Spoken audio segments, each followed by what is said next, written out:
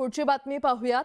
मराठा आरक्षणासाठी मनोज जरांगे यांनी पुन्हा एकदा आक्रमक पवित्रा घेतलाय। मराठा आरक्षणाच्या पूर्ततेसाठी सरकारला पुरेसा वेळ दिला, आता मात्र कठोर भूमिका घेण्याची वेळ आल्याचं जरांगे यांनी म्हटलंय। सरकारला अजून किती दिवस मुदत द्यायची असा सवाल जरांगे यांनी उपस्थित केलाय। तर मनोज जरांगे यांनी आरपारच्या लढाईचा निर्धार केलेला आहे।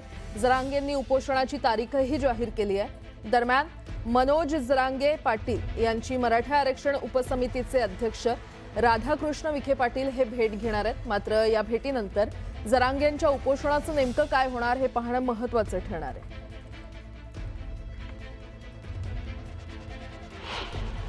30 मेचं जे आपलं आंदोलन आमरण उपोषण आपण ठरवलं होतं ते फायनल होणार आहे 30 मेला, परंतु त्याच्यात फक्त थोडा जास्तीचा बदल केलाय आपण। मला अंतिम टोकाचं आणि कठोर आमरण उपोषण करायचंय।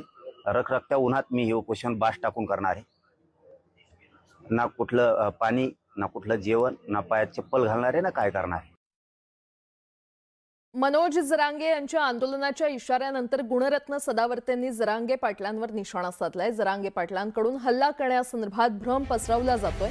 पोलिसांनी या संदर्भातला तपास करावा असं गुणरत्न सदावर्ते म्हटले। तर कुणबी आरक्षण हवंय तर 10% SCBC आरक्षण रद्द करायचं का असा सवाल सदावर्ते यांनी जरांगे पाटलांना विचारलेला आहे।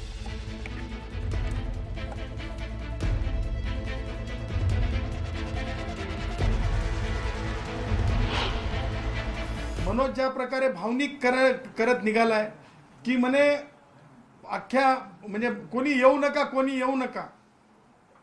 सांगायचं तात्पर्य महाराष्ट्रामध्ये संस्कृती आहे की मरतो म्हणलं तरी लोक येतात, मेल्याने लोक येतात। त्याच्यासाठी मरतो मरतो मरतो म्हणायचं आणि लोकांना भावनिक